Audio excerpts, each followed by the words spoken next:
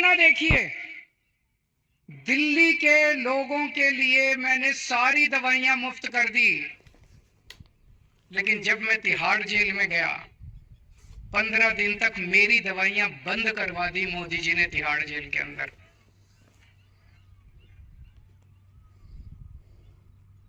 मैं शुगर का मरीज हूं 20 साल से, और 10 साल से इंजेक्शन ले रहा हूं इंसुलिन के। रोज 4 इंजेक्शन लगते हैं मेरे को इंसुलिन के, 52 यूनिट इंसुलिन लेता हूं रोज। लेकिन जब मैं तिहाड़ गया, मोदी जी ने मेरे इंजेक्शन बंद करा दिए। 15 दिन तक मेरी 300 पहुंच गई शुगर, 350 पहुंच गई शुगर। मैं बोलता रहा वहां पे अफसरों को, कर्मचारियों को, मुझे इंसुलिन चाहिए, उन्होंने नहीं दी। बोले ऊपर से आदेश है, इंसुलिन नहीं दे सकते। अगर किसी आदमी को कई दिनों तक शुगर हाई रहे तो उसकी किडनी खराब हो जाती है, उसका लिवर खराब हो जाता है। मुझे नहीं पता ये क्या करना चाहते थे मेरे साथ, लेकिन इतिहास गवाह है, ऐसे बहुत सारे किस्से हुए हैं जब विरोधियों को और विपक्षी पार्टी के लोगों को जेल में डाल के उनके शरीर को खराब कर दिया गया। मुझे गिरफ्तार इसलिए किया गया क्योंकि दिल्ली के सभी लोगों की मैंने बिजली मुफ्त कर दी। दिल्ली में लोगों का बिजली का बिल 0 आता है। मैं मोदी जी को कहना चाहता हूं कि आपकी बड़प्पन तो तब होता जब आप पूरे देश के लोगों की बिजली मुफ्त कर देते। आपने दिल्ली के लोगों की बिजली आप रोकना चाहते हो, इसलिए आपने मुझे गिरफ्तार किया। अब दोस्तों, ये लोग कह रहे हैं कि मुझे 2 तारीख को दोबारा जेल जाना है। मैं जेल जाऊंगा कि नहीं जाऊंगा ये आपके हाथ में है। अगर आपने इंडिया गठबंधन को जिता दिया, अगर आपने इंडिया गठबंधन की सरकार बना दी, तो मुझे जेल जाने की जरूरत नहीं पड़ेगी। और अगर आपने कमल का बटन दबाया तो मुझे दोबारा जेल जाना पड़ेगा। तो जो जो लोग मुझे जेल भेजना चाहते हैं, कमल दबा देना, और जो जो मुझे आजाद देखना चाहते हैं, इंडिया गठबंधन को जिता देना। जब आप बटन दबाने जाओ तो इस बार बटन केजरीवाल को जेल भेजने या केजरीवाल को आजाद करने के लिए दबाना।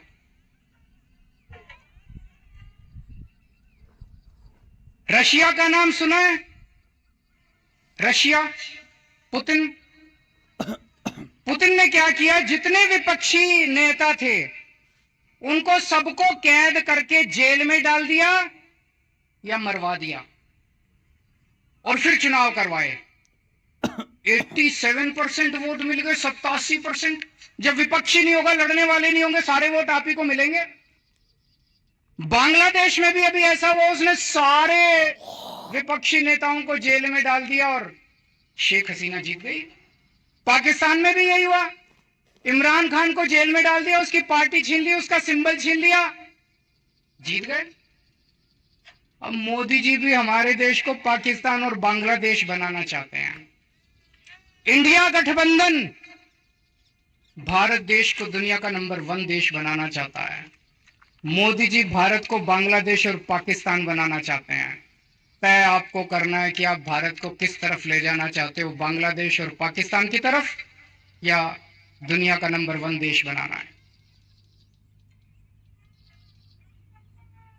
अब यही काम मोदी जी देश में कर रहे हैं, हमारे देश में, कि सारे विपक्ष को खत्म कर दो। उन्होंने मेरे को गिरफ्तार कर लिया, कांग्रेस का अकाउंट फ्रीज कर दिया। चुनाव के 1 महीना पहले उन्होंने कांग्रेस का अकाउंट फ्रीज कर दिया।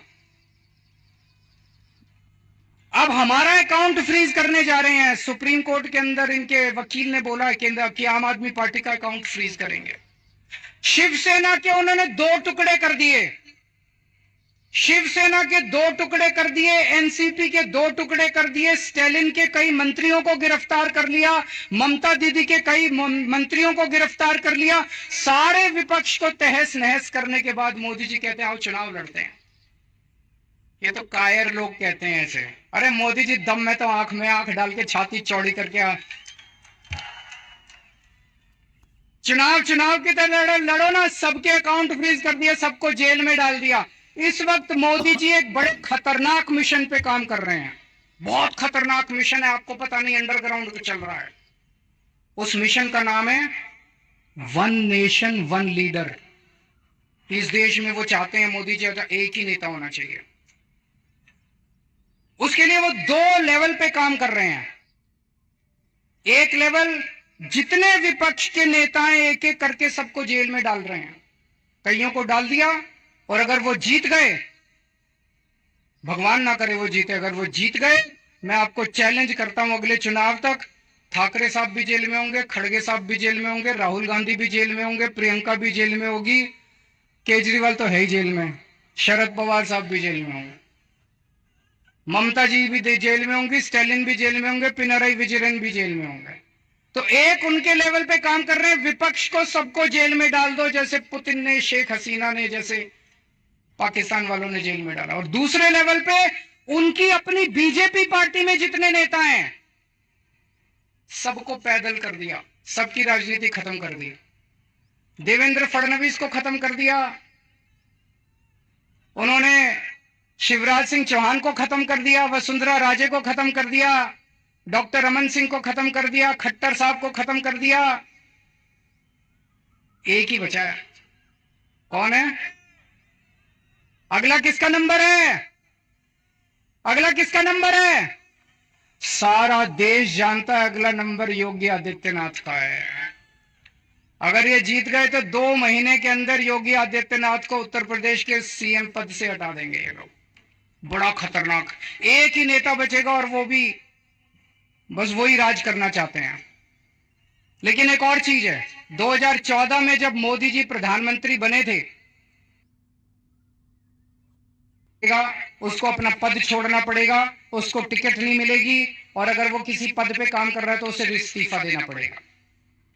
उस रूल के तहत उन्होंने सबसे पहले आडवाणी जी को रिटायर किया, फिर मुरली मनोहर रिटायर किया, फिर उन्होंने सुमित्रा महाजन को रिटायर किया, फिर उन्होंने यशवंत सिन्हा को रिटायर किया, और कई लोगों को रिटायर किया। साल 17 सितंबर को मोदी जी 75 साल के हो रहे हैं, और मोदी जी ने तय किया है वो अपने बाद अमित शाह को प्रधानमंत्री बनाएंगे। मोदी जी ने तय किया है वो अपने बाद अमित शाह को तो इस बार मोदी जी अपने लिए वोट नहीं मांग रहे, अमित शाह के लिए वोट मांग रहे हैं। अमित शाह को प्रधानमंत्री बनाने के लिए वोट मांग रहे हैं। आप अपने आसपास जितने बीजेपी के सपोर्टर हैं, बीजेपी के वोटर हैं, बीजेपी के भक्त हैं, उनको बोलना अगर वो वोट डालने जाएं, ये सोच के जाएं कि वो अमित शाह के लिए वोट दे रहे हैं, मोदी जी के लिए वोट नहीं दे रहे हैं। आंख बंद कर लें और सोचें कि मोदी जी की बजाय अमित शाह प्रधानमंत्री बनने वाले। और उसमें भी जितने पिछले 2 साल से इस पे काम कर रहे हैं मोदी जी, जितने नेता थे बड़े छोटे बीजेपी के अंदर, सबको खत्म कर दिया। शिवराज सिंह चौहान को, वसुंधरा राजे को, डॉक्टर रमन सिंह, योगी आदित्यनाथ को 2 महीने में हटा देंगे ताकि रास्ता साफ हो जाए, अमित शाह बचे केवल। ये बात मैंने जेल से निकलने के अगले दिन प्रेस कॉन्फ्रेंस करके कही थी। जैसे ही मैंने कहा, सबसे पहले अमित शाह बोले नहीं नहीं मोदी जी रहेंगे हमारे 5 साल प्रधानमंत्री, मोदी जी रहेंगे। उसके बाद एक के बाद एक ही दिन में 24 घंटे में इतने नेताओं ने कहा मोदी जी रहेंगे प्रधानमंत्री, मोदी जी। मोदी जी ने नहीं कहा, मोदी जी देश के सामने कह दे कि वो रूल तो मैंने आडवाणी जी से छुटकारा पाने के लिए बनाया था, मैं तो रहूंगा। या तो मोदी जी कह दे भाई मैं तो पर अप्लाई नहीं होता, ये तो मैंने आडवाणी जी की राजनीति खत्म करने के लिए बनाया था, उनको रास्ते से हटाने। लेकिन अभी तक मोदी जी नहीं बोले, इसका मतलब मोदी जी रिटायर करेंगे और यूपी के मुख्यमंत्री को हटाया जाएगा। मैं देख रहा हूं महाराष्ट्र में इन दिनों कुछ ज्यादा ही चक्कर लगा रहे हैं मोदी जी।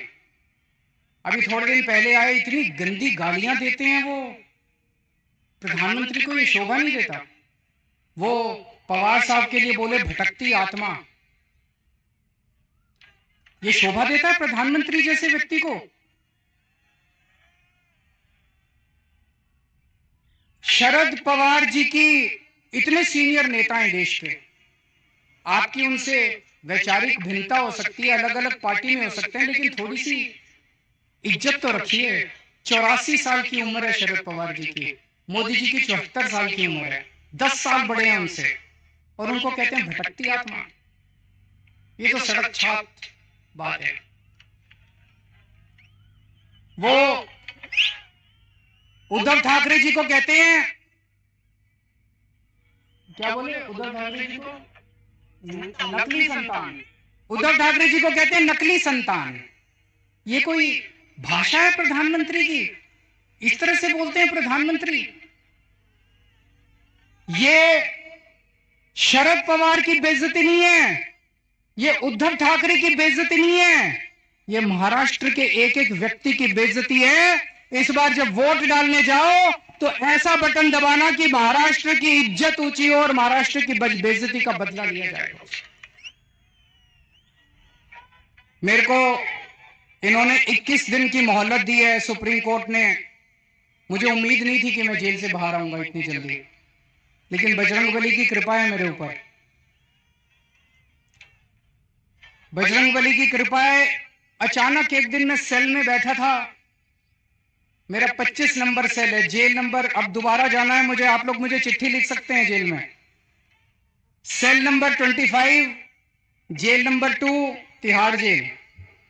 और मेरे सेल में 2-2 सीसीटीवी कैमरे लगा दिए मोदी जी ने। 2 सीसीटीवी कैमरे हैं, 24 घंटे मेरी मॉनिटरिंग होती है। 13 अफसर बिठा रखे हैं, एक एक अफसर के पास 2-2 टीवी स्क्रीन है जिसपे मैं कितने बजे उठता हूँ, बाथरूम कितने बजे जाता हूँ, कितनी देर टॉयलेट करता हूँ, खाना खाता हूँ, टीवी देखता हूँ, किताब पढ़ता हूँ, क्या करता हूँ क्या नहीं करता। आप सोच के देखो, अगर आपको ये पता चले कि 24 घंटे आपके हर मूवमेंट को कोई मॉनिटर कर रहा है, जीना मुश्किल हो जाता है।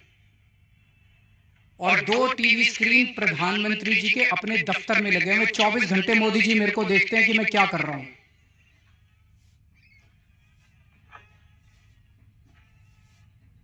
तो एक दिन मैं टीवी देख रहा था, अचानक मुझे पता चला कि सुप्रीम कोर्ट ने मेरे को बेल दे दी।